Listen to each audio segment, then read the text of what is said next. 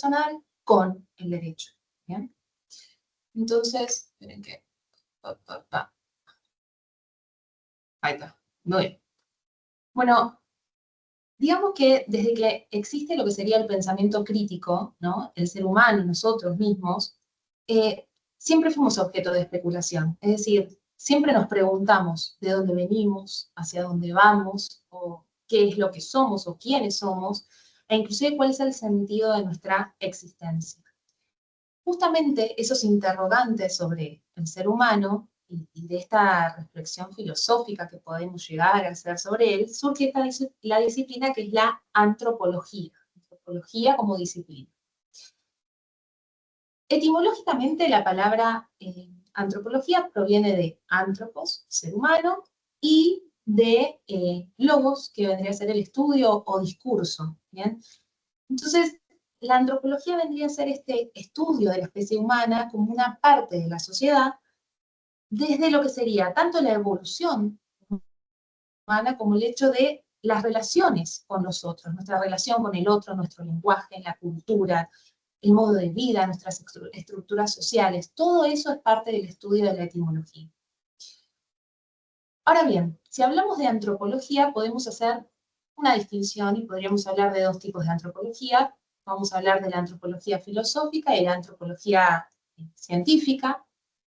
De la antropología filosófica en particular podemos decir que lo que hace es investigar en forma global al ser humano, cuál es la identidad del ser humano frente a otros seres humanos, y va a intentar de definir cuáles son los rasgos fundamentales y esenciales de cada ser.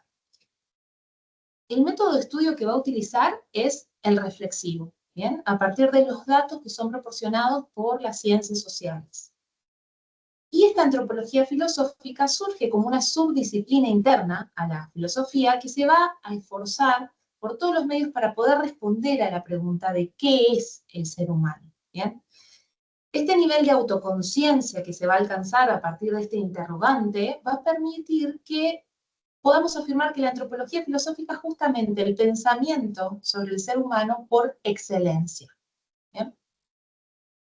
Por otro lado, tenemos a lo que es la antropología científica, y bueno, todas las teorías y afirmaciones provienen, digamos, de datos que son recogidos a través de la observación, ese es su método de estudio, y se ocupa de lo que es la dimensión tanto biológica como cultural del ser humano. Ahora bien, vamos a comenzar con este primer interrogante. ¿Cómo surge el ser humano? Si nosotros pensamos ante este interrogante, vamos a decir que hay dos teorías que podrían dar respuesta a él mismo, y vamos a hablar, por un lado, de la teoría evolutiva y por el otro lado, de la teoría de la creación. Obviamente no voy a hablar en profundidad de ninguna de las dos teorías, pero vamos a decir que la teoría de la evolución es aquella que sostiene que el ser humano llega a la Tierra luego de un proceso de evolución. Y la teoría de la creación, por otro lado, considera que el ser humano en realidad es producto de una creación divina, ¿bien? De una obra criatural que es producto de lo que sería el amor de Dios. Ahora bien, son dos visiones completamente distintas que tienen entre sí dos afirmaciones que las unen, ¿bien? Si bien son dos teorías que, que no confluyen, sí afirman dos cuestiones que son las siguientes. Por un lado, hablamos de un significado final de una conclusión. ¿Qué significa esto? Cuando llega la especie humana a la Tierra, cuando los seres humanos llegan a la Tierra, ya sea por la teoría de la evolución o por una creación divina, tiene un significado su llegada de conclusión. Es decir, ocurre luego de la aparición de los astros, de la aparición de los mares, de los ríos, la creación de los animales, de los pájaros. Es decir, la persona llega después. ¿Bien? Es una conclusión.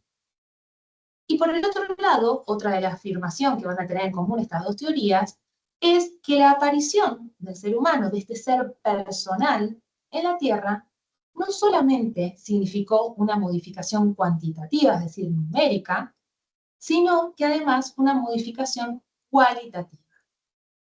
¿Y por qué decimos que es una modificación cualitativa? Porque cuando el ser humano llega a la Tierra, trae consigo la incorporación de lo novedoso. ¿Qué es la incorporación de lo novedoso? Trae la libertad, ¿bien? Pensemos que está la llegada del ser humano en la Tierra, todo seguía ese uniforme curso de las leyes causales. Es decir, era un mundo que no tenía ningún tipo de novedad. Como existían las mismas condiciones, siempre se iba reiterando el fenómeno de una manera idéntica. Entonces, podíamos predecir el comportamiento que iba a ocurrir en la realidad. Pero cuando el ser humano llega a la Tierra, esta imprevisibilidad, esta incorporación de lo novedoso que trae con su libertad, no sabemos cómo va a reaccionar. Y esta modificación cualitativa que trae el ser humano a la Tierra. Entonces, como todos sabemos, el ser humano está dotado de razón. Y no es un simple objeto de la naturaleza, sino que es consecuencia de aquello que él mismo haga de sí mismo. ¿Bien? Por eso ahí mismo la Filmina dice, puede verse como una capacidad de ampliar las reglas y propósitos de uso de todas las fuerzas más allá de su instinto natural. Entonces, decíamos que junto con estas leyes causales, esta situación de causa-efecto, con la llegada del ser humano, se producen nuevas legalidades. ¿Bien? ¿Qué significa esto? Se inicia el universo de la cultura. La cultura en sí misma, si tuviésemos que dar una definición, es la modificación de la naturaleza que realiza el hombre para su beneficio y para la convivencia de los seres personales. ¿Bien? La naturaleza, por el contrario, es todo aquello que estaba antes de la llegada del ser personal. El ser personal, el ser humano, fue modificando esa naturaleza para su propio beneficio y convivencia. Por esto mismo podemos decir que podemos ver en la cultura, por un lado, como una consecuencia de la facultad de razonar. Entonces, esta libertad de la que hablábamos antes, que es aquella que surge con la llegada del ser personal, está íntimamente conectada con la facultad que tenemos de razonar. ¿Bien? Porque para poder abandonar esa brutalidad, digamos, de nuestra propia condición animal, el ser humano se tiene que acostumbrar a someterse a los preceptos de la razón. ¿Bien? Por eso decimos que la cultura es ese aporte inteligente y razonado de la humanidad. Así pasamos al siguiente ítem. Decimos cultura como identidad colectiva. ¿Y por qué hablamos de identidad colectiva? Porque cada contribución que realiza la razón humana al conocimiento y a la utilización por los propios seres es justamente cultura. Pensemos, cada obra de arte, cada libro, un poema, una tradición que tengamos, eso va a expresar justamente esa concatenación que existe entre pasado, entre presente y futuro de una comunidad y hace a su identidad colectiva. ¿Bien? Pasemos al siguiente ítem. Cultura como herencia social. Justamente está concatenado a esto que íbamos diciendo. La cultura es esa carga de esa vieja sabiduría que todos los individuos del presente, que hoy nosotros recibimos de nuestros antepasados y que vamos a heredar a nuestros descendientes. Junto con ¿qué? Con el aporte que le vamos a dar hoy, que hoy los seres personales le van a dar a esa cultura en general que vino heredada. Entonces esa herencia social nosotros la utilizamos, la revivimos y la modificamos. ¿Bien? Entonces, cultura, para resumir un poco, ¿no? Es todo aquello que el ser personal va a modificar de la naturaleza para su propio beneficio y convivencia. La evolución del hombre ha vuelto cada vez más compleja a la cultura, ¿bien? Lo que siempre nos explicaba el doctor Negri era que ya no quedaba ni cosa ni lugar en la Tierra en donde la libertad del ser humano, la libertad que poseemos cada uno de nosotros, no se haya posado en la naturaleza y la haya modificado. Inclusive él siempre citaba a un poeta argentino, Nalé Roxno, que decía que hasta la luna se ha transformado por obra de los poetas y de los enamorados. No existe nada en este planeta Tierra, nos decía el doctor, que no haya sido producto, digamos, de la intervención del hombre y que no haya sido culturalizado. ¿Bien? Ahora bien, nos tenemos que preguntar, ¿el ser personal es natural o es un producto cultural? ¿Bien? digamos que, esperen que, a ver, ahí está, muy bien. A diferencia de los animales, ¿no? Nosotros, los seres personales, somos una especie que estamos haciéndonos constantemente, ¿bien? Y tenemos una doble dimensión. Por un lado tenemos una dimensión natural, que es nuestra determinación biológica, nuestra carga genética con la que nosotros venimos y nacemos en este mundo, y por el otro lado tenemos una dimensión que es cultural, ¿bien? Que es todo aquello que nosotros adquirimos socialmente. Desde que un bebé nace, va adquiriendo esos conocimiento, costumbres, que van a ser todos los de su entorno quienes le van a otorgar a ese ser personal que ha nacido una dimensión cultural. Esta dimensión surge justamente en esto que les decía, en el encuentro con los otros, ¿bien? El ser humano, el ser personal, se va a hacer en el encuentro con los demás. ¿Mediante qué? Mediante el uso de su propia libertad. El ser humano decimos que se hace en el encuentro porque nosotros nos vamos transformando en cada encuentro y también nos vamos transformando en cada desencuentro que tengamos a lo largo de la vida. El resto de los seres vivos, como por ejemplo los animales, están condicionados por las leyes causales, ¿bien? Entonces, en cambio nosotros no lo estamos. Nosotros podemos salir al encuentro con otros. Tenemos la libertad de elegir, de poder vivir en apertura o de cerrarnos en nosotros mismos, ¿bien? Pero esta libertad es lo que nos permite salir al encuentro con otros.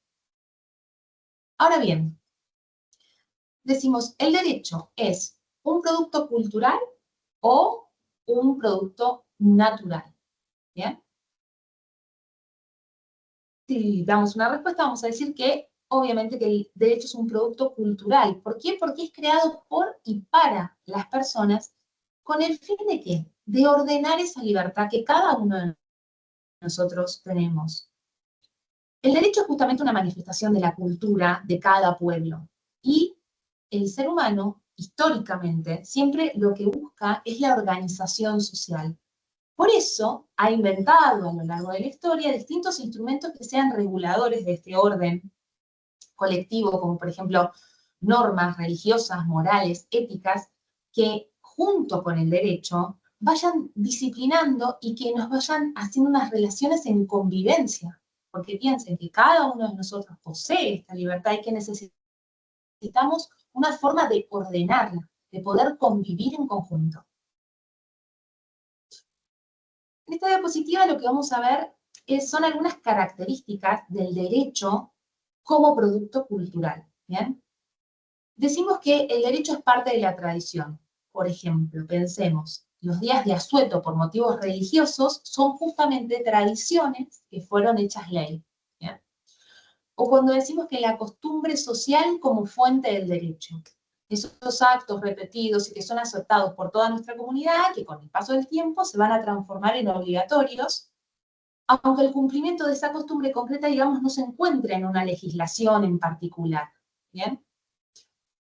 Decimos también que el derecho es un cúmulo de pensamientos vastos y organizados. En este sentido tenemos que pensar, por ejemplo, en lo que es la doctrina, en la jurisprudencia, en las leyes, en las sentencias de los tribunales. Todos ellos son parte esencial de la vida cultural de un país, porque lo que van a hacer es reglamentar justamente la convivencia social. El derecho como obra cultural, dice, también es literatura. Y obviamente que sí, por ejemplo, las leyes, los tratados, muchas veces distinguen a una época en particular. Todos conocemos lo que es el Código Hammurabi, el contexto histórico en el cual se desarrolló. Decimos también que es cultura cívica y educación jurídica de un pueblo, porque se trata justamente del respeto, del fomento de los valores jurídicos, el respeto a la ley, el respeto a las instituciones, y todo eso es parte medular de nuestra educación. El derecho también considerado como producto cultural, ¿no? Que tiene que su propio lenguaje, sus modas, si no pensemos en por qué los abogados se visten todos de traje, sus mitos, sus leyendas, sus rituales, es justamente ahí donde vemos también este producto cultural y lo vemos frecuentemente. Entonces, hablamos del derecho como una construcción cultural, ¿no? Que significa entenderlo como un producto de una realidad. El derecho es un elemento esencial de la cultura. ¿Qué va a hacer? Distinguir a una sociedad en particular en un momento y en un lugar determinado. Si el derecho evoluciona, se va a transformar siempre a la par de la comunidad, ¿bien? Responde justamente a los intereses y a las necesidades de esa comunidad en particular. Es imposible que nosotros pensemos una cultura sin derecho y un derecho que esté fuera o que esté en contra de la cultura.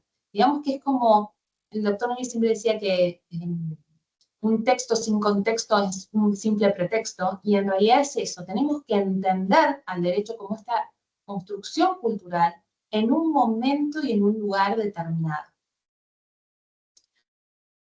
Entonces, decimos que entender al derecho en sí es una experiencia que es mucho más compleja, que los estudios sobre el derecho no solamente están así, ceñidos a categorías jurídicas, ¿bien? Sino que lo que necesitamos es dominar el lenguaje propio del derecho. No tenemos que olvidar esto, la cantidad de relaciones que existen dentro del derecho con otras disciplinas que también se ocupan de hacer una lectura de la realidad en la sociedad particular, en un estado en particular, y en general la cultura en ese momento histórico en particular. El derecho siempre tenemos que saber que está inserto en una cultura determinada. Ahora bien, ¿qué pasa en el caso de América Latina? Bueno, en el caso de América Latina, al haber sido conquistada, ¿no? Por europeos, las instituciones y las legislaciones autóctonas fueron desapareciendo y fueron avasalladas, digamos, por la violencia militar y la evangelización católica, y se impuso esta forma de derecho y el derecho de los conquistadores, que se fueron adaptando a las circunstancias concretas de la tierra a la cual llegaron. Entonces, por ejemplo, en el caso español, a través de las leyes de Indias, se hizo una especie de fusión legislativa donde se iban a reflejar en todo lo que eran las leyes y las instituciones de esta América independiente. Entonces, que nosotros abordemos al derecho como una forma cultural, nos va a permitir entonces entender a la esfera jurídica, ¿no? Toda, en relación con las realidades sociales sobre las que recae y sobre las que inclusive produce. Por eso esta Filomena dice que es pertinente que el derecho y la teoría jurídica busquen entender puentes comunicantes con otras disciplinas que ayuden a comprender los contextos y los procesos en los cuales se origina el derecho, más allá de lo que es la legalidad positiva.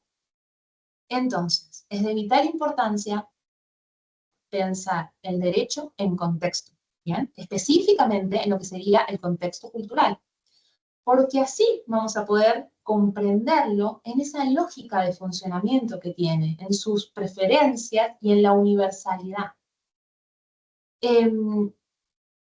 Las reflexiones que nosotros podemos llegar a realizar frente al derecho no solamente están invocadas en lo que son los estudios jurídicos normativos, sino que lo que va a investigar es cada vez más sobre la realidad en la cual opera el derecho. ¿Bien?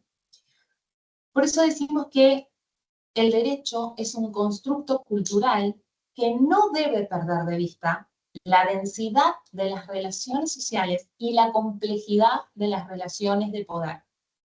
Más aún, bueno, en el mundo contemporáneo atravesado por las formas de globalización. Ya vamos a ver más adelante esta relación entre derecho y poder. Es sumamente interesante verlo, pero bueno, no voy a spoilear ahora, vamos a ver más adelante.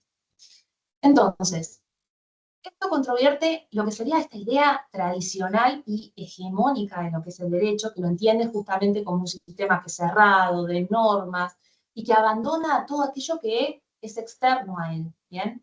Es esta tradición hegemónica que no es que sea falsa, digamos, pero sí es reduccionista, ¿bien? Porque va a dejar de lado y va a dejar por fuera el análisis de un principio básico para que podamos entender el derecho como es la realidad social y, por lo tanto, entender a las relaciones sociales, ¿bien? Ahora bien, Si nosotros hablamos de esta modificación, ¿no? de la naturaleza que estábamos hablando, de la cultura y demás, ¿qué decimos? ¿Es para bien o para mal? Más allá de lo complejo que podría ser definir el bien o el mal, ¿no?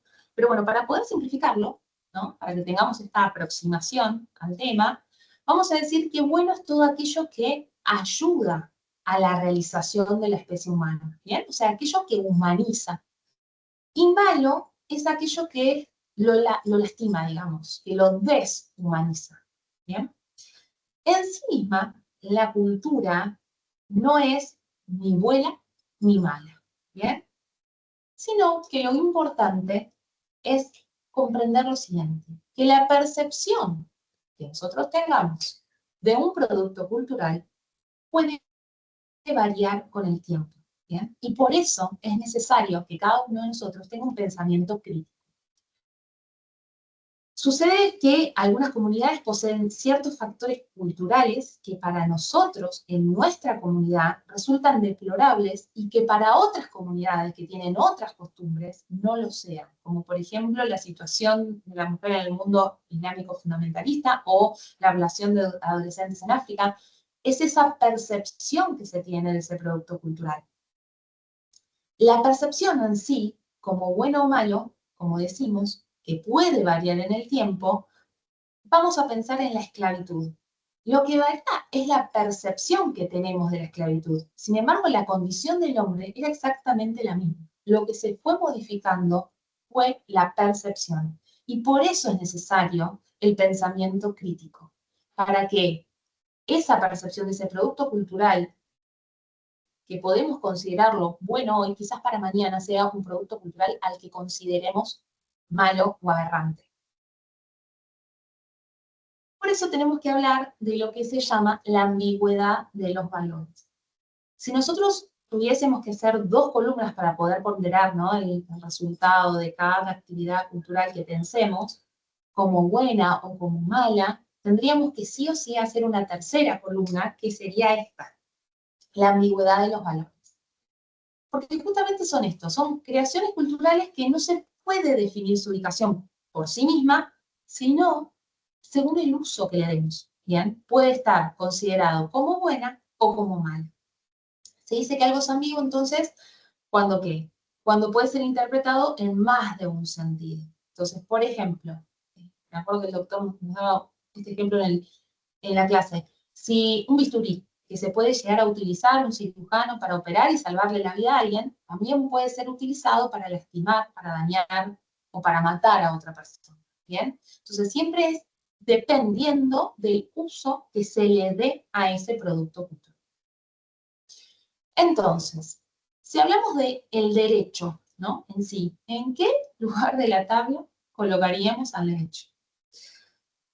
Si nosotros vemos al derecho, lo podemos ver desde una mirada negativa, como por ejemplo la teoría marxista, que cada uno de nosotros estudió a lo largo de la carrera, que explica el derecho que es una estructura o manejo de clases, de esta clase social más poderosa sobre esta clase social más débil, que es un instrumento de opresión, o cuando Kelsen, que proponía el derecho como un orden coactivo, ¿no? Construido por estas normas portadoras del deber ser, de una sanción que iba por detrás de ese deber ser, y que para esta teoría la coacción era el elemento fundamental del derecho. Y justamente en este curso vamos a ver que la coacción no es ni siquiera un elemento del derecho, sino que es un elemento del poder, ¿bien? Bueno, que hacía referencia a, bueno, ya han estudiado, digamos, que se articulaban jerárquicamente, esta norma fundamental que presidía el sistema, que se ve como, digamos, como un orden de poder, ¿bien? El derecho visto como un orden de poder. Esto vendría a ser el derecho desde una mirada que podríamos llamarla negativa.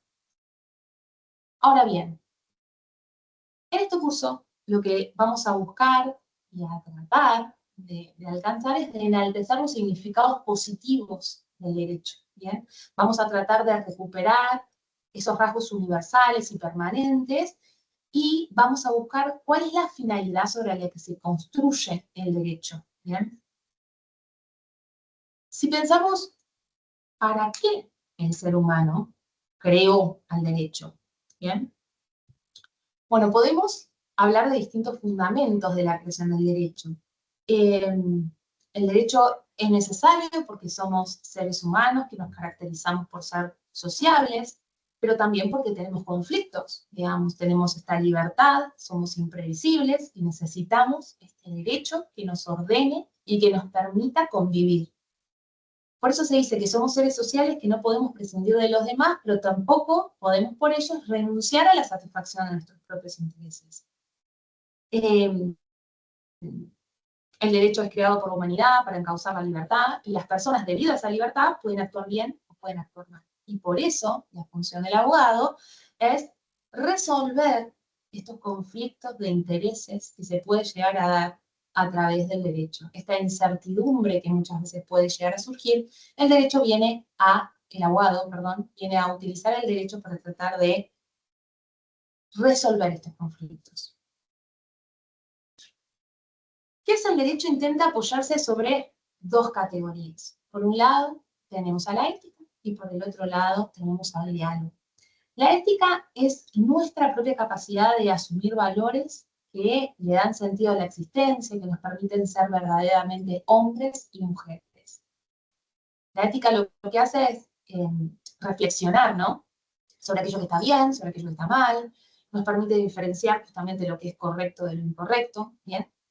Y el diálogo es esto, esta apertura que se realiza con la llamada y la respuesta que nosotros le demos al otro, ¿bien? Por eso aquí la Crimina dice que la dimensión ética es la que revela significados humanos, la que nos abre a la posibilidad de ser verdaderamente hombres y mujeres. Pero esta apertura que nosotros hacemos no es la conciencia individual. El ser humano es un ser abierto al encuentro. Y el doctor Negri siempre decía, nosotros estamos inconclusos sin el otro. A través del otro podemos encontrar la verdad. ¿Bien? Toda nuestra existencia está ligada a la de los demás. ¿Bien? Ninguna dimensión humana va a ser posible si no hay con quien nosotros podamos compartirla. ¿Bien? Por eso se dice que la ética es una intelección y realización de valores. Son estos valores de la humanidad que nos llevan al encuentro con el otro. Y esos dos aspectos, ética y encuentro, son correlativos. Sobre la base de ese ligamento vamos a construir o se va a construir el derecho. Entonces, desde este punto de vista, decimos que el derecho es un orden social de respeto. ¿Bien? Esto lo vamos a ver más adelante. No es un orden de poder, es un orden de respeto, que lo que va a facilitar es el diálogo. El derecho no es que sea en sí mismo un diálogo, sino que es el lugar, el tiempo en el cual el diálogo se puede llegar a dar. ¿Bien? Así es que lo vamos a ver nosotros en este aspecto positivo, porque va a contribuir a la protección y a la promoción de la libertad. ¿Para qué? Para la realización de la dignidad humana. ¿Bien? Bueno, como dice Elia Crimina, que el derecho es este esfuerzo constante para acercarnos del ser, digamos, al deber ser, ¿bien? Para poder reencauzar este principio de la libertad en dirección a la realización efectiva de los valores más supremos, que es la justicia, ¿bien? Ahora bien, el ser humano, ¿qué pensamos? ¿Consiguió lo que buscaba al crear el derecho o todavía es un proyecto?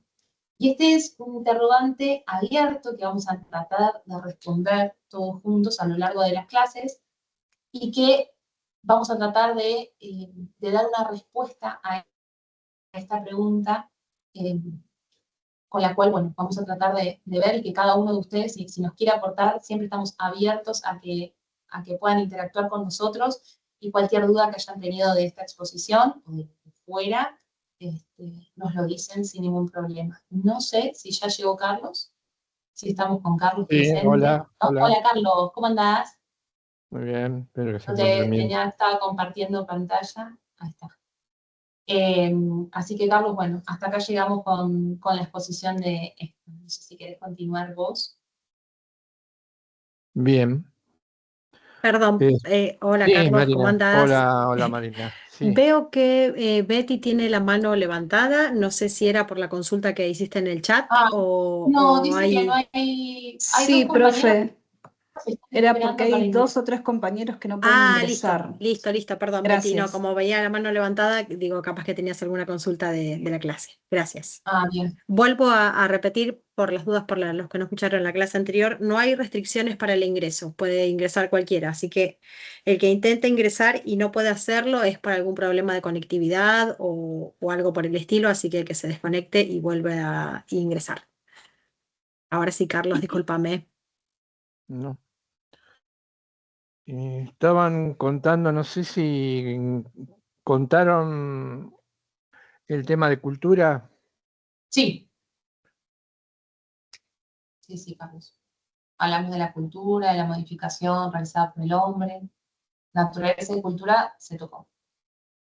Bien, porque esta es una de las cuestiones más importantes que nosotros tenemos que analizar en el curso, que es el carácter cultural como producto cultural del derecho, porque el criterio para discernir si en última instancia el derecho se corresponde o no, el elaborado por nosotros se corresponde o no con lo que tiene que ser, no vamos a tener que ir a buscarlo en la imagen o en la idea del hombre que tengamos, porque esto se va a trasladar en la elaboración de cualquier cosa, desde un artículo sencillo, desde alguna herramienta, hasta sistemas económicos, políticos o jurídicos. Cada vez que se lo elabora, se va a reflejar en ese producto un determinado aspecto del hombre. Con lo cual, llegado el final del curso, vamos a ver cuáles son esas dimensiones del ser humano que se expresan en el derecho, y al mismo tiempo vamos a poder ver que el derecho solo se puede corresponder como una obra adecuada del hombre si tiene estos elementos. En la clase anterior, ahora vamos a ver qué maneras, cómo podríamos jugar otro tema importante o remarcarlo, o repasarlo y agregar algo más sobre la crítica de los productos culturales. La clase pasada, recordando lo que les había contado, la idea final del ejemplo que yo di era un poco esta. Si el derecho sería como una especie de, habíamos dicho, remedio que tiene cierta fórmula.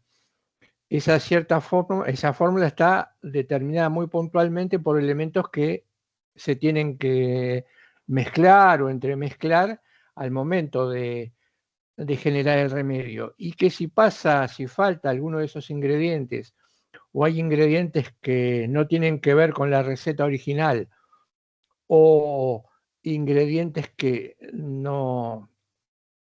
por ejemplo, no apuntan a sanar esa enfermedad, el remedio, el derecho vendría a sanar en la imagen o la analogía cierta enfermedad, el resultado final va a ser un resultado, al principio, no querido. Pero como todo remedio, necesariamente se comercializa o se vende dentro de un packaging, un formato, una caja. Y en esa caja, habíamos dicho, o podemos agregar ahora, como en todo remedio, en el prospecto, están los ingredientes que hacen a la fórmula. El problema es, ¿a qué le vamos a prestar atención? Le vamos a prestar atención cuando querramos identificar el remedio exclusivamente al packaging, a la caja, al nombre, a lo que dice, o la cuestión sería indagar o investigar si los elementos que amalgamamos en la producción de ese remedio son los adecuados. Dijimos que entonces teníamos un gran problema, porque nuestra cultura es una cultura que está acostumbrada o se acostumbró a leer o a interpretar al derecho desde la forma, desde lo estructural, desde el packaging. Evidentemente, si esto es así, tal vez el riesgo de error se incrementa, porque si nosotros solo nos fijamos en la forma o en la estructura y no llegamos a su contenido, probablemente el contenido, los elementos que conforman ese remedio, que es el derecho, no sea lo que tiene que ser. Podrá haber derecho de diferentes maneras, por ejemplo, si se trata de formas de diferentes colores, la caja, de diferentes tamaños, de diferentes formas, pero en definitiva no van a no se van a corresponder o pueden no corresponderse con el sentido o el significado más profundo del derecho. Para cambiar esto, para cambiar esta cultura, acá está presente, fíjense, en esta idea de materia y forma, o de contenido y forma, están presentes dos notas esenciales en el derecho. En el trabajo sobre el derecho y el hombre, que seguramente estuvieron viendo, marcando, analizando, en uno de los párrafos, cuando habla del derecho, Héctor dice: la tarea más acuciante es revisar cuáles son esos rasgos universales y permanentes que están presentes en el derecho de hoy, que lo fueron de épocas anteriores, desde siempre, y deberían estar presentes hacia el futuro. Esto es lo más importante. ¿Cuáles son los elementos que intervienen en la receta? Esos rasgos universales y permanentes. Y de ahí van a derivar dos cuestiones que suelen mezclarse o confundirse. Por un lado vamos a tener la validez, lo que en teoría del derecho se llama la validez del derecho, y por el otro lado vamos a tener la vigencia del derecho. Los dos son importantes, pero una es más importante que la otra. En el fondo, el sentido o el significado más profundo tiene que ver con la validez. Como dice Héctor en el trabajo, pero muchas veces los reduccionismos lo que han hecho es ocluir el sentido más profundo del derecho. Porque ocluir significa tapar, encubrir. ¿Por qué lo han hecho?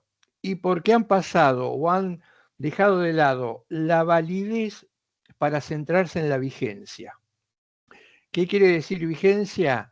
Vigencia implicaría la idea de que el derecho es perfecto o se consolida como derecho perfecto si se cumple. En ese trabajo que está subido a cátedra, el sector dice: independientemente de los motivos que lleven a obedecer el derecho, la vigencia no es más que una cuestión de eficacia. Si obedece al derecho, está vigente, no importa por qué se lo obedece, los motivos que llevan a su obediencia, pero si esto se produce, ya está completo el derecho, está vigente. Ahora, nos queda la pregunta sobre la validez del derecho. Un derecho que está vigente, que se cumple, que se obedece, ¿es válido entonces solamente por estas circunstancias? Debe hacerse un análisis más profundo y posterior. ¿Alcanza con el simple cumplimiento del derecho, con la vigencia, para considerarlo una expresión de derecho genuina? Esta es la discusión más importante. Las respuestas no han sido muchas. Recordemos, repasemos, y ahora vamos a ir a variables para juzgar, para criticar un producto cultural. Repasemos esto. Cuando Héctor dice que se puede hacer una tabla en un debe y un haber con productos culturales, y estos productos culturales podríamos ponerlos en un lugar hacia la derecha, productos cultural bueno, por ejemplo, y en un lugar a la izquierda como productos culturales, como producto cultural malo o negativo. ¿De qué va a depender esto? ¿Cómo nos vamos a dar cuenta si un producto cultural encaja en un lugar o en el otro? Y hay productos culturales, por ejemplo, que son buenos pero pueden devenir negativos. Acá aparece la idea de medio. En los ejemplos, los recordamos o no sé si los contaron, en los ejemplos se dice, tiene que ver con algo que se utiliza como medio. Un bisturí. Un bisturí es un medio que me permite resolver en una operación como médico el problema de salud que tiene alguien que está siendo operado. Pero ese bisturí también puede convertirse, porque es un medio, en un producto cultural negativo si sirve para dañar, para lastimar o para matar al paciente. Acá en los ejemplos que da Héctor, en su gran mayoría, está vinculado a la idea de medio. Todo lo que sea medio ineludiblemente podrá utilizarse para el bien o para el mal. Pero también hay productos culturales que, sin ser medios, pueden identificarse de inicio como negativos o positivos. Está trabada la cuestión, o está centrada la cuestión en el derecho.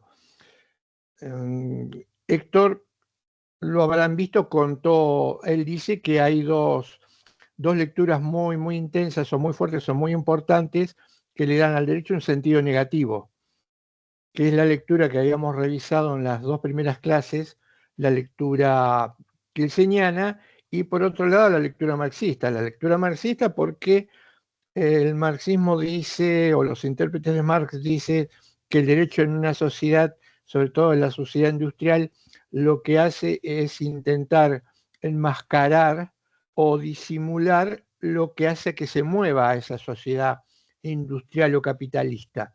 Y esa sociedad industrial o capitalista se mueve en función de cómo se muevan los factores de producción. Precisamente a partir de Marx y de la revolución industrial y en la aparición de la modernidad, sabemos que los factores de producción se mueven, y esto tiene que ver con quienes son dueños de esos factores de producción. Para los marxistas, el derecho entonces opera como una cobertura, es como una especie de superestructura.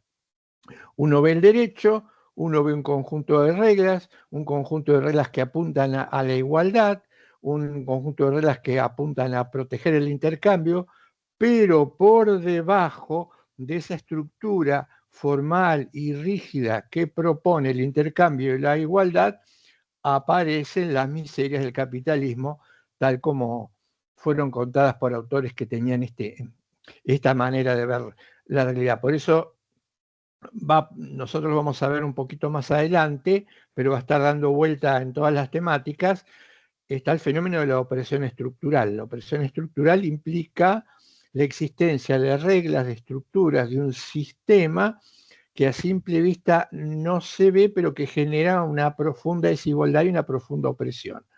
La cobertura de eso sería el derecho. ¿Qué podríamos decir sobre esta lectura? Diría que puede responder en algunas situaciones a la existencia de un derecho positivo que tenga esta finalidad, pero no que necesariamente el derecho sea simplemente una cobertura de algo que está mal. Ahora, es innegable que la historia nos demuestra la existencia de muchos derechos positivos que han servido como cobertura, sobre todo cuando la cobertura tiene que ver con el lenguaje, con lo discursivo. Una enorme cantidad de derechos que discursivamente estarían presentes, por ejemplo, en una constitución, en la realidad puede que se conculquen, se incumplan o se nieguen. Desde afuera, con una mirada muy simple y desde la superficie, diríamos, acá estamos en presencia de derecho positivo, agudizando el ojo, la intuición, o observando las prácticas reales, podemos llegar a descubrir que lo que está ocultando, tapando o negando es un sistema marcadamente injusto o desigual. En esto sí, puede ser que tuviesen razón los críticos que aparecen en la modernidad, pero no como un rasgo esencial del derecho o único del derecho. Y desde el ámbito de la postura kelseniana, ¿se acuerdan? Yo les había dicho, para Kelsen el derecho puede tener cualquier contenido.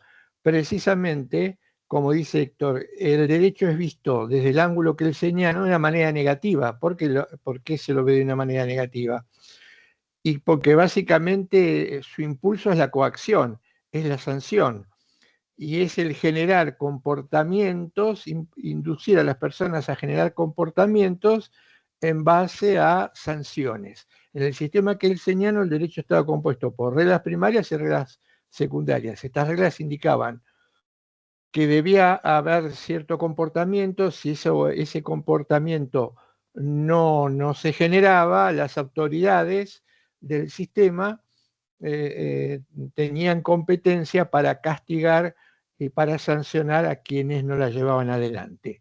Por eso se habla del derecho como un sistema coactivo. Claro, desde este ángulo tiene toda la razón. Es un sistema negativo porque, primero, como lo dije en la clase anterior, y lo vamos a ir marcando cuando vayan apareciendo otros temas, tiene una imagen marcadamente o notoriamente pesimista del ser humano.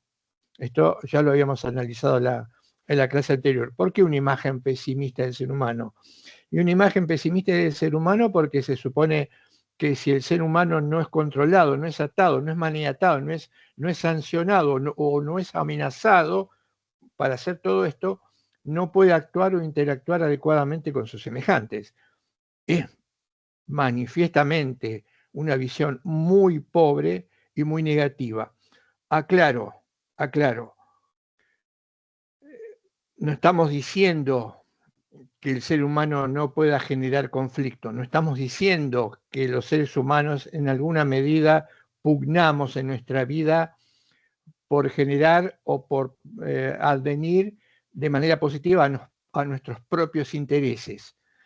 Esto no está en discusión. Ahora, esta idea de que la búsqueda de los propios intereses es lo único que mueve al ser humano y necesariamente lleva al conflicto, aquí ya hay un exceso. Hay un error antropológico y además hay un error que puede ser deslegitimado por la misma práctica. Nosotros vamos a ver, por ahora lo adelanto, simple marcos y simplemente, que el ser humano no es tan complicado.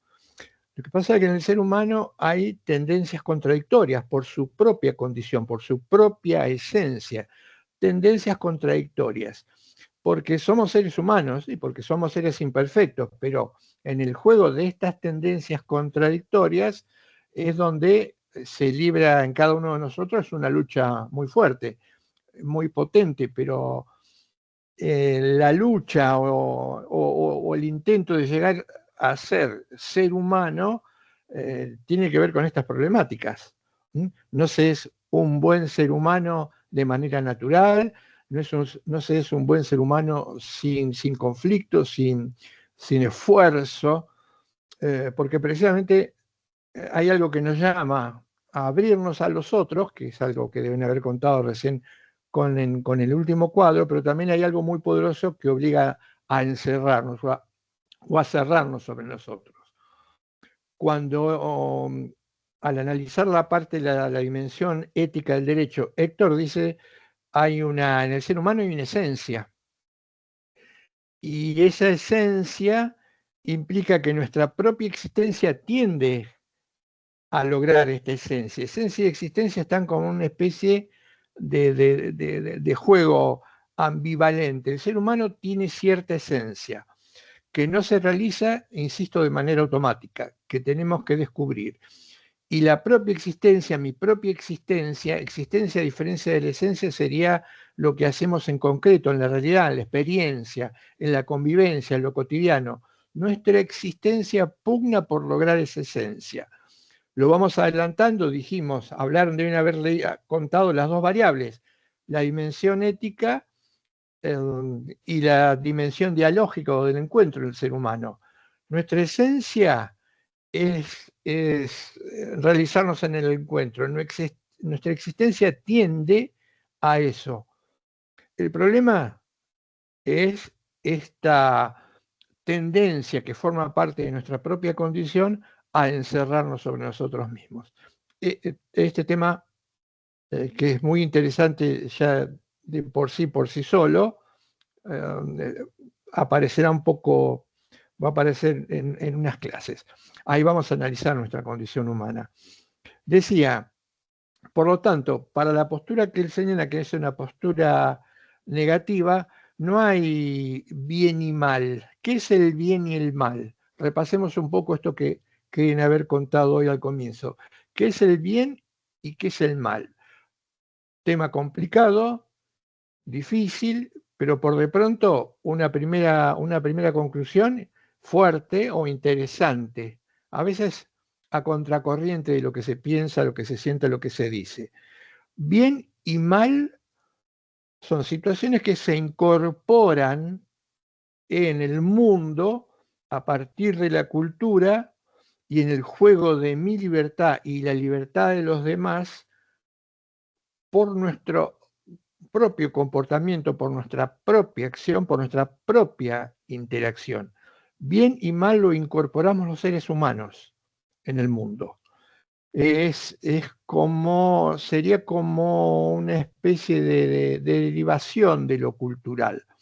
Con esto quiero decir lo siguiente, con esto, y ya que estamos en un ámbito de pensamiento, en un ámbito filosófico, desterrar una idea muy común, de que bien y mal son como productos o subproductos que alguien tira desde arriba, del cielo. ¿No? Viene un avión volando, sobrevolando el mundo y tiene unos paquetes, y en esos paquetes está el bien y el mal. No. El bien y el mal existen, y existe porque nosotros lo incorporamos con nuestro comportamiento todos los días y cotidianamente. Bien y mal son de alguna manera, hasta diría, creaciones culturales que tienen común como protagonista al ser humano. Nosotros somos los que ponemos el bien o los que ponemos el mal en el mundo. A diferencia de esta lectura o de esta posición, por ejemplo, para un pensador como Kelsen, no hay un bien o un mal en sí mismo, sino las conductas pueden ser consideradas como buenas o malas a posteriori de la aparición del derecho.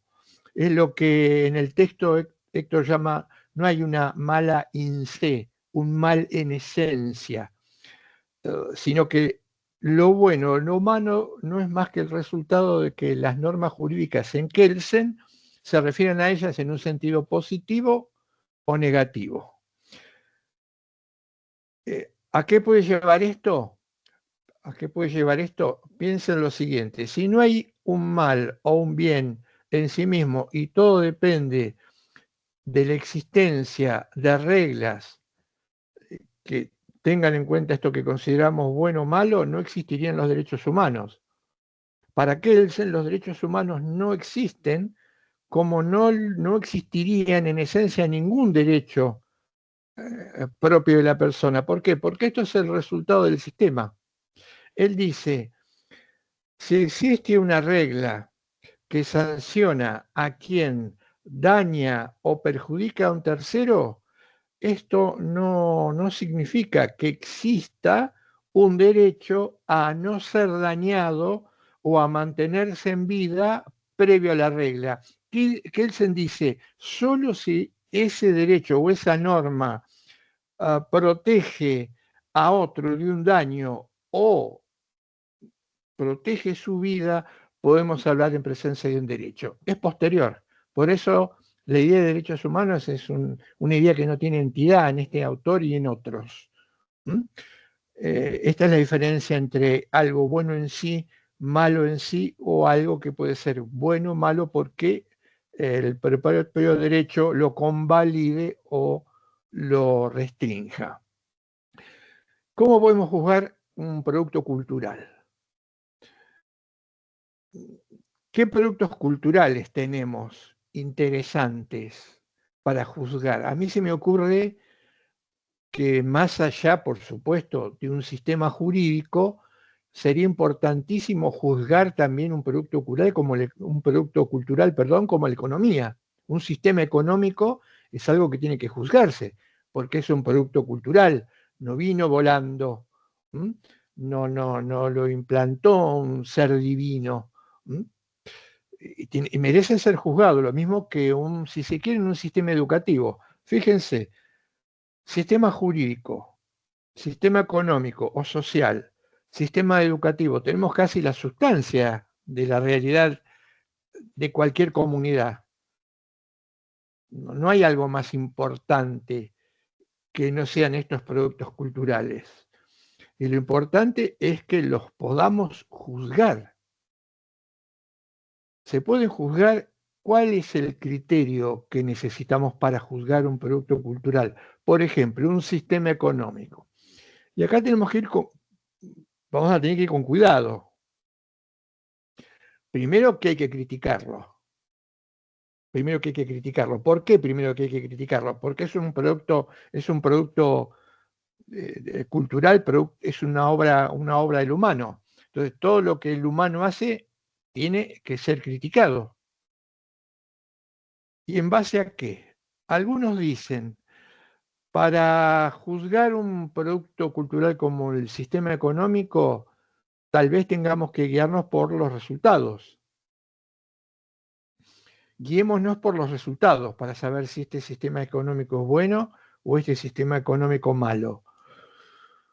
Diría que como punto de partida es bastante endeble, pero sobre todo por lo siguiente, ¿qué pasaría si ese producto económico que algunos consideran bueno solo beneficia a un pequeño sector de la comunidad y no al resto? Ese pequeño sector beneficiado por ese producto económico podría decir, este sistema es muy bueno. ¿Por qué? Y este sistema es muy bueno porque me ha permitido a mí y a otros 7 u 8 personas consolidarnos económicamente. Sin perjuicio, podría decir en un ataque de sinceridad, que el resto de la población esté en condiciones que no son las nuestras. De estos 7 u 8 personas que hemos incrementado hasta casi el infinito nuestra capacidad económica. No me parece que bajo ningún punto de vista utilizar el criterio del resultado para saber si un producto cultural es bueno o malo puede dar por zanjada o por terminada la discusión, sobre todo porque puede ocurrir esto. Entonces no nos alcanzan los resultados. Además, los resultados también de por sí pueden variar de un momento a otro y también pueden variar la percepción, si me benefician a mí o perjudican a otro. Es posible entonces juzgar un producto cultural y es difícil. ¿Por qué es difícil? Por el mismo criterio que vamos a tener que utilizar para juzgarlo. ¿Pero por qué? Y porque tenemos que juzgar algo que atraviesa todas las culturas, atraviesa todas las etapas. Es decir, el criterio tiene que ir más allá de una cultura puntual individual. Por ejemplo, uno de los grandes depredadores del planeta, durante casi toda su existencia, que es de muchos siglos, se ha considerado como una cultura capaz de enjuiciar al resto de las culturas. Entonces aparecen esos delirios de la justicia infinita, la libertad infinita, pero en definitiva no es más que una cultura que pretende arrogarse en base a prepotencia y fuerza y expansión y características militares y conquista, sojuzgar a otras culturas. Yo como cultura civilizada decido quién o cuáles son los mejores modos para vivir la realidad o la vida y a esta cultura la tacho de negativa. En consecuencia, si esa cultura no se viene lo que yo quiero, voy a tratar de que se amolde por la fuerza, por los bombardeos, por la guerra silenciosa, por la destrucción, por la explotación, etcétera, etcétera. La historia es mucho más sabia o rica que lo que uno pueda decir o contar. Pero ese criterio no es transcultural. ¿Quién dice que desde esta parte del planeta se puede juzgar como si se estuviera en una especie de cápsula o sobrevolando la Tierra para determinar que lo que yo hago es bueno y lo que el otro hace es malo? Esta discusión es muy importante porque este error aparece infectando prácticamente a la mayoría de las cabezas. ¿Cuál es el criterio, en el fondo, que me va a permitir a mí juzgar si mi cultura, como yo vea las cosas, es mejor o peor que la que ve el otro? Y dije, no solo transcultural, sino en el tiempo.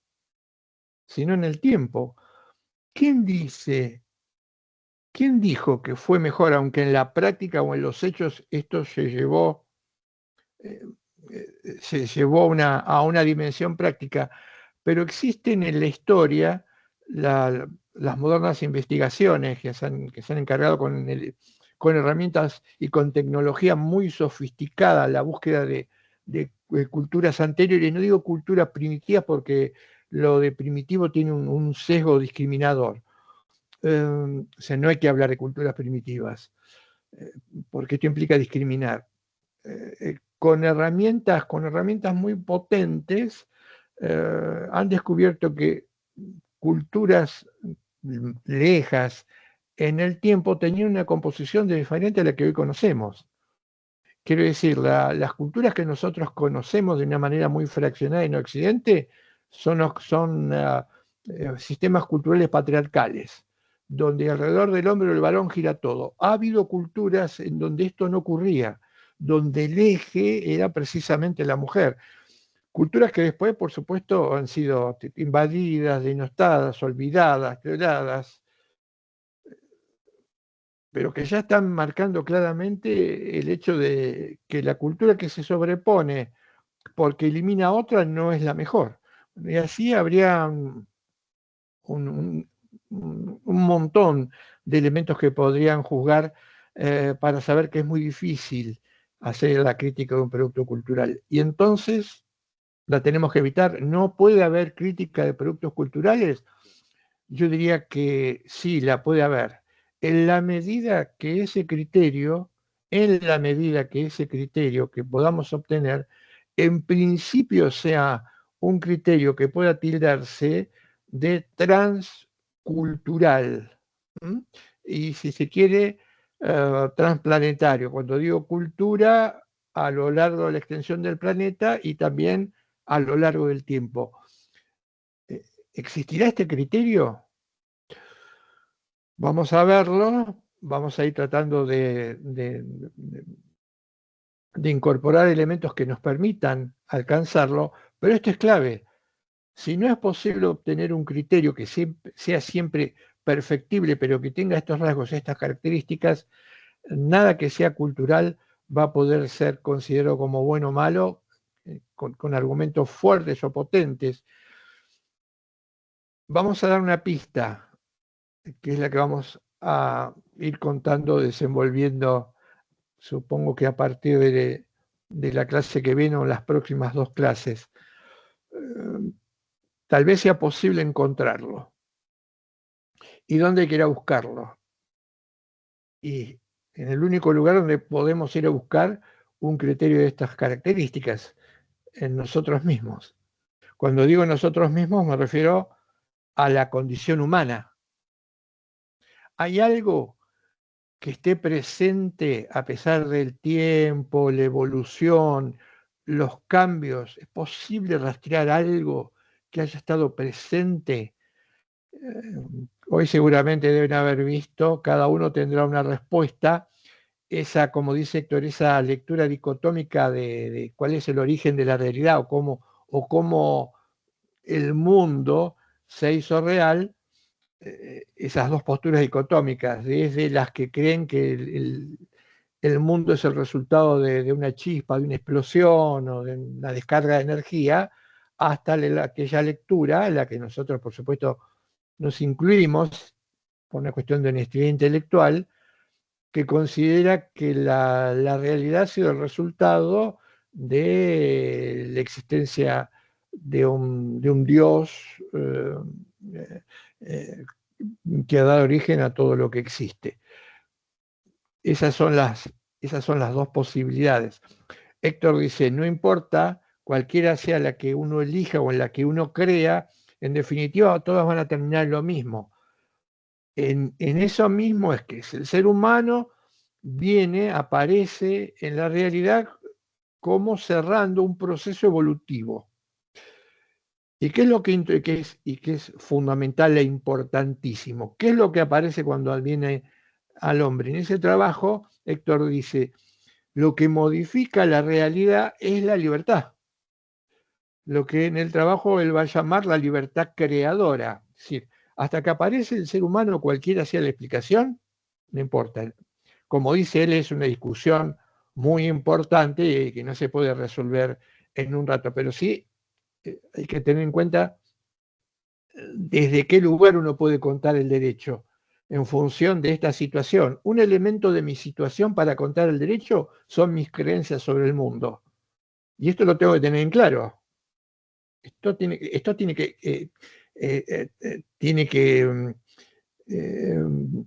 tiene que precisar desde el primer minuto. pero ¿podría contar algo sin entrar en esta discusión? Sí, podríamos contar algo sin entrar en esa discusión, pero cuidado, porque parte de lo que se diga no entrando en esa discusión sobre el derecho será en un sentido u otro conforme la postura que yo tenga sobre la realidad. Y indudablemente alguien que tiene una postura evolucionista no podrá contar, expresarse, percibir o visualizar el derecho de la misma manera que alguien que tiene una lectura o una postura creacionista. Ahí es donde el carácter situado de las personas que teoricen o practiquen el derecho, vamos a poder detectar ciertas diferencias o bien qué es lo que sustenta una lectura o la otra. Por eso lo beneficioso intelectualmente es aclararla. Yo parto desde este punto de vista y desde esta lectura, aun cuando aclaramos, ya lo dije en la segunda clase, la postura creacionista está muy ligada a las teorías de derecho natural, pero nosotros no nos apoyamos en una teoría de derecho natural para explicar el derecho. ¿Mm? Nosotros creemos que puede hablarse de un derecho humano, de un derecho con lectura o en clave y uso humanista, pero explicitando ese punto de partida. Volviendo a lo que estaba contando entonces, ¿existe este criterio? Creemos que sí. Y vamos a tratar de explicarlo, de contarlo, de defenderlo cuando empecemos a hablar de las antropologías. Lo cierto es que no consideramos como correctas aquellas lecturas que son frecuentes y que nos ponen o nos plantean al derecho desde un lugar negativo. Sobre todo, como lo dije en estas clases o en la anterior, y ahora como correlato de la crítica, la lectura hegemónica o predominante o totalizante que ha sido la lectura que enseñan. Nosotros consideramos que el derecho no tiene una dimensión negativa, sino que tiene una dimensión positiva. ¿Por qué? Porque el derecho opera en el contexto. La aparición del derecho como producto cultural obedece a una necesidad del ser humano. Esa necesidad del ser humano es ser ayudado en un contexto problemático a el desarrollo a la realización de su propia condición humana. Y ahí viene Héctor plantea y viene una distinción muy importante, muy interesante, que es, ¿qué entendemos por realización del ser humano? El derecho nos ayuda, nos tiene que ayudar, nos ha ayudado, nos deberá ayudar en un contexto. Este contexto es generar condiciones propicias, siempre ha sido así, ese intento, que nos permitan realizarnos en la búsqueda de nuestra realización. Y acá aparece una primera discusión interesante. ¿Qué entendemos por realización? En el trabajo sobre el hombre y el derecho y en parte del esquema, no lo tengo acá, pero creo que en parte del esquema se dice lo siguiente: la realización del ser humano tiene que ver con la presencia del otro. El ser humano accede a lo bueno en la medida que se entiende por bueno o por bien aquello que le permite realizarse. ¿Y cómo se realiza en el encuentro con los demás? Por lo contrario, el ser humano se desrealiza o no se realiza, y acá aparece la idea proyectiva. ¿Vieron la idea proyectiva? ¿Entendieron la idea proyectiva? La idea proyectiva es que somos seres haciéndonos, intentando realizarnos, y este intento por realizarnos que no se agota nunca en la vida de nadie, nunca antes ni nunca después, esta idea proyectiva puede mejorarse, perfeccionarse o debilitarse. Alguien dijo alguna vez muy bien y con razón, el hombre es un ser haciéndose, pero también puede deshacerse. Esto es, cuando se enfrenta con el mal, con lo negativo, con lo disvalioso. Y en punto a lo que venimos contando, ¿cómo sería el mal o la desrealización en el ser humano? Y todo aquello que le impide realizarse, en la medida en que entendamos por realización la vinculación con los demás, los encuentros con el otro. Y le prestamos atención a esto, probablemente, y si pensamos en contexto, nos vamos a dar cuenta que la segunda, la idea de cómo no nos realizamos, si nos preguntamos qué implica realizarse, y el no realizarse implica el apartarse del otro, es como una especie de valor que hoy culturalmente se busca o se difunde o intenta generarse o se baja como idea directriz. Vivimos en un siglo y en un planeta en donde, por el contrario, parecería que aquello que no nos va a realizar es lo que supone o se supone nos realiza, que es la no presencia del otro, que es la negación del otro, que es el papel secundario que juega el otro. Por esa idea que se difunde desde todos los costados, por esa atmósfera que se intenta inocular y que se difunde de todos los aspersores culturales, diría yo, en una sociedad, que el otro es mi límite y en última instancia el otro es un estorbo para mi propia realización. Cada uno tiene que realizarse por sí mismo y prepararse para realizarse por sí mismo. Y este prepararse para realizarse por sí mismo implica, como una especie de llamado de atención para no desviarse y estratégico, precaverse de los demás, precaverse del otro. La vida sería como una especie de juego en la que solo puede realizarse aquel que emprende esa aventura por sí mismo. Este es el matiz cultural con el que digo, no solamente cultural, sino en la práctica, con el que tenemos que lidiar hoy. ¿Qué hay por debajo de esto? ¿Qué hay por debajo de esta atmósfera cultural? Esta idea, que es posible pensar en una realización del hombre olvidándonos de los otros, por varios motivos, porque el otro estorba, porque el otro molesta, porque el otro puede ser un conflicto, porque el otro no me suma nada. La idea es solo poder realizarte si emprendés este camino por vos mismo. Tarde o temprano, una cultura o la humanidad en la búsqueda de su propia realización se va a encontrar con un terreno en el cual no va a poder seguir avanzando. La sociedad se va a desmoronar si esta idea de emprender la propia realización, olvidándome de los demás, es posible, porque esto atentaría o atenta contra la propia condición humana. Sin embargo, está presente, tiene que ser contextualizada, tiene que tenerse en cuenta cuando se analiza lo social, cuando analizamos el derecho, cuando analizamos los sistemas, cuando pretendemos criticar lo que ocurre, cuando tratamos de resolver o afrontar los problemas ayudados por el derecho y por otras herramientas para modificar situaciones que son disvaliosas.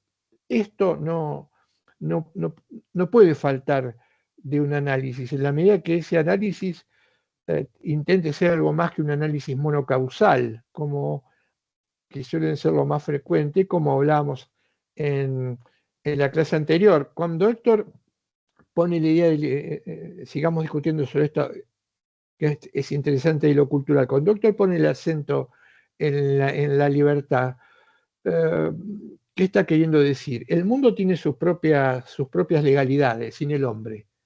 El mundo sin el hombre tiene ciertas legalidades. Estas legalidades tienen que ver con lo que llamamos naturaleza.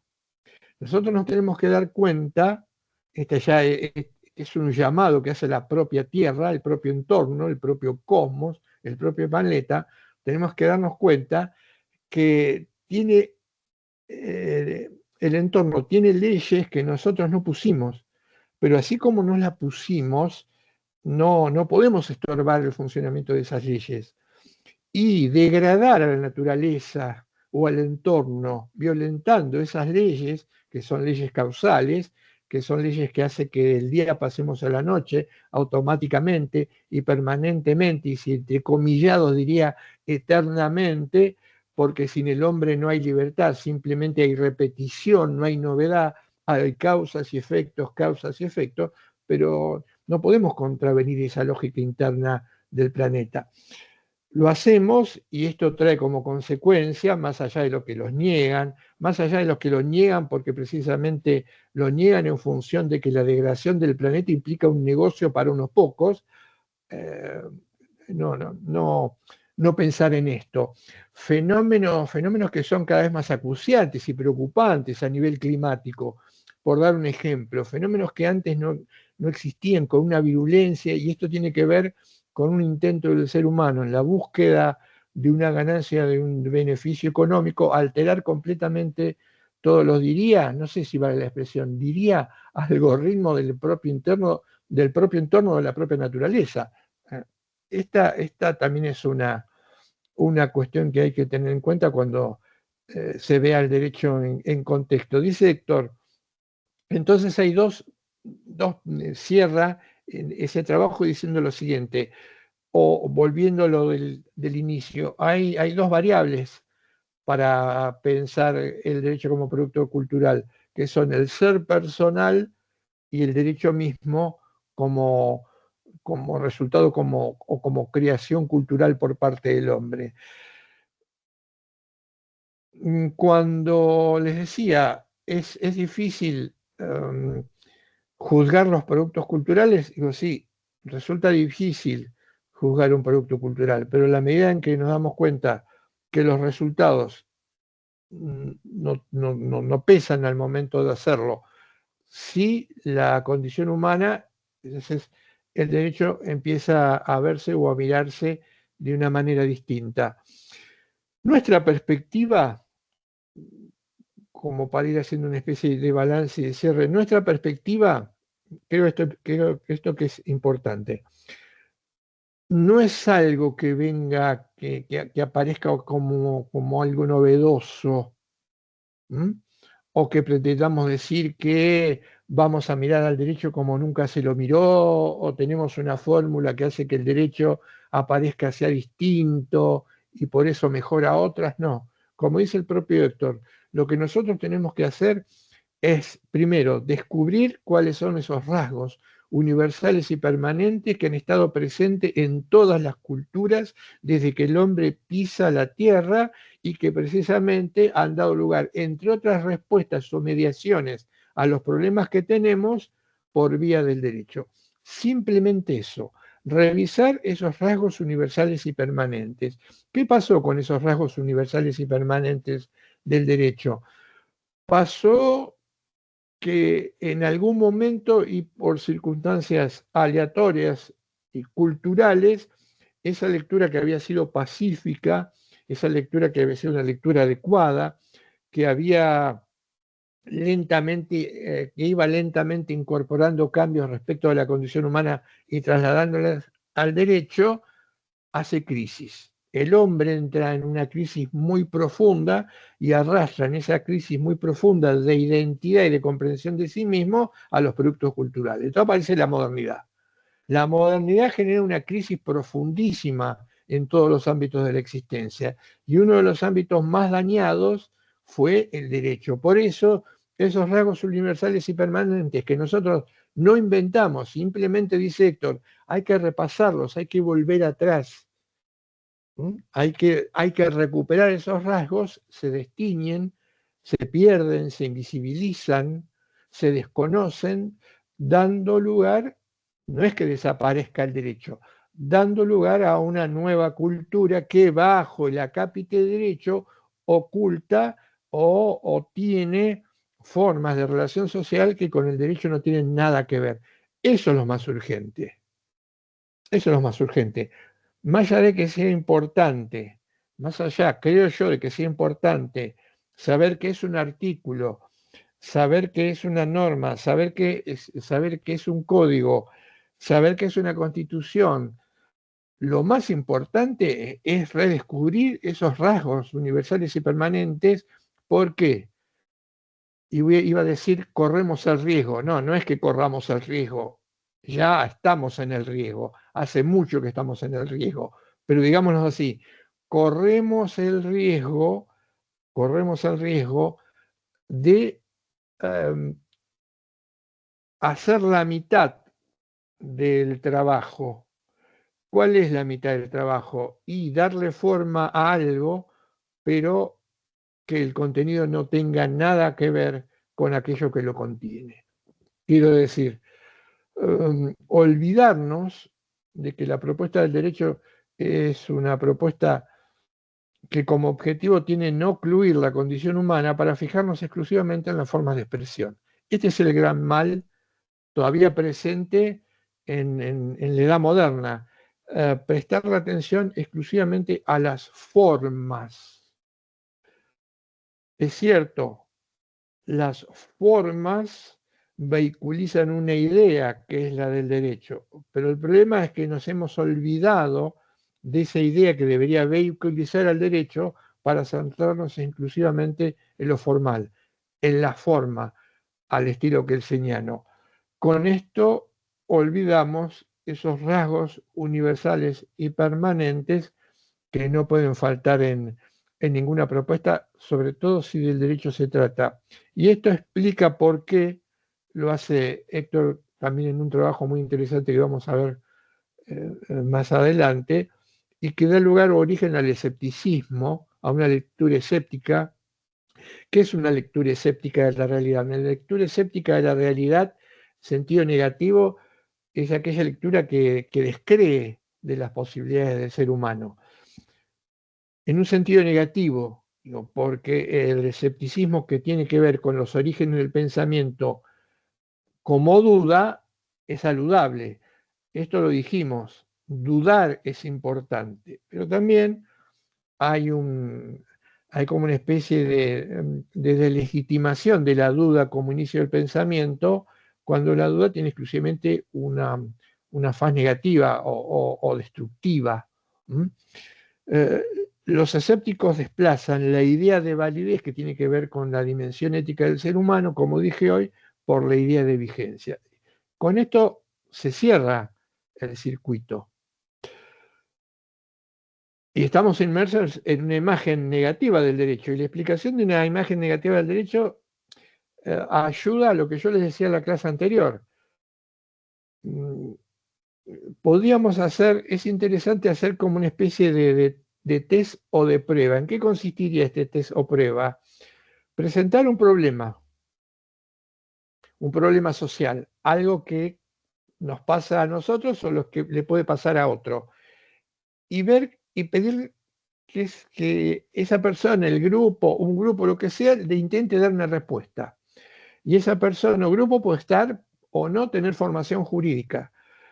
Seguramente, y yo hasta apostaría sobre esto, lo he percibido en la práctica, pero para darle un tinte, si quiere, más fuerte, y hasta apostaría, y creo que ganaría, la respuesta que le van a dar a ese problema es una respuesta que implica mirar la cuestión, mirarla con el prisma del conflicto.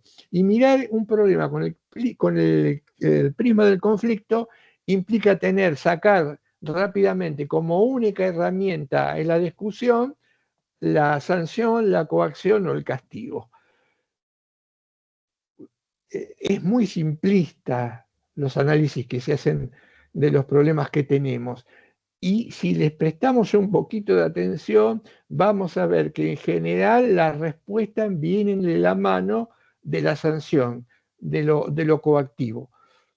Pobrísimo papel le concedemos al derecho, por supuesto, el derecho ante esto un mal derecho así pensado no tiene casi ninguna posibilidad de salir triunfante y de resolver esa problemática, y nosotros seguimos sin darnos cuenta de que estamos invadidos por otros males que niegan la realización del ser humano en este siglo XXI, por lo que yo denominaría la cultura punitivista. Algunos autores hoy hablan de neopunitivismo. La respuesta es casi inmediata. Apelemos a la sanción. Lo único que puede resolver un problema es el esquema atávico del castigo. El premio y el castigo. Dos cosas. Estas lecturas del derecho, por ejemplo, la lectura que él señala es la lectura del premio y castigo. Veamos dos cosas. Premio y castigo. Puede ser importante, puede ayudar la cultura del premio y del castigo. La cultura del premio y el castigo es una cultura en la que nadie escapa. Nosotros no hemos podido, seguramente habría que pensarlo bien, habría que recordarlo bien, pero ninguno de nosotros ha escapado de la cultura del premio y el castigo, desde que tenemos uso de razón y empezamos a dar nuestros primeros pasos. Hacer esto implica un premio, un caramelo.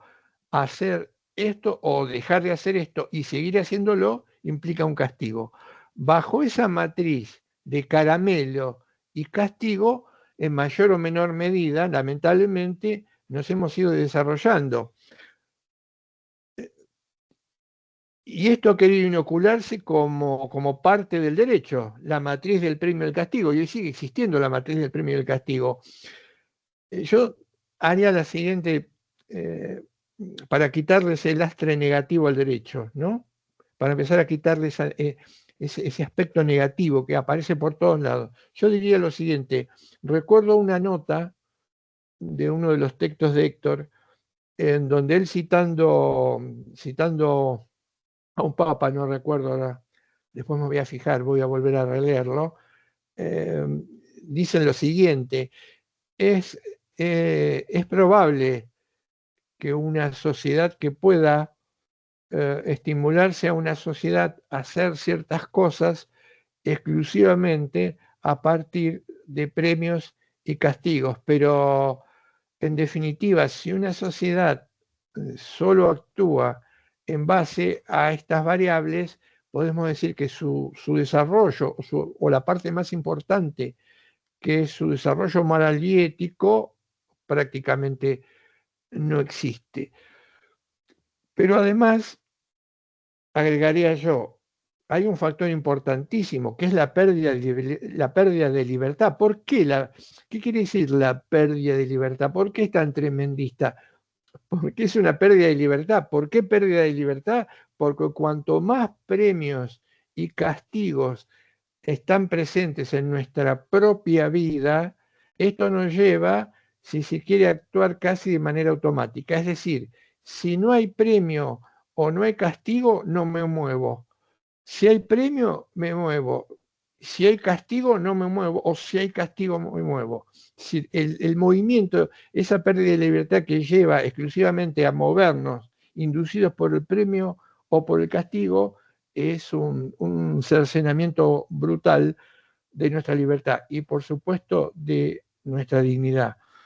No podemos escapar, claro está, de alguna manera el premio y el castigo, pero nos hemos convertido, nos estamos convirtiendo, y esto también en detrimento del propio derecho, en una sociedad que solo se mueve por un premio, póngale con una imagen infantil un caramelo, o con un castigo.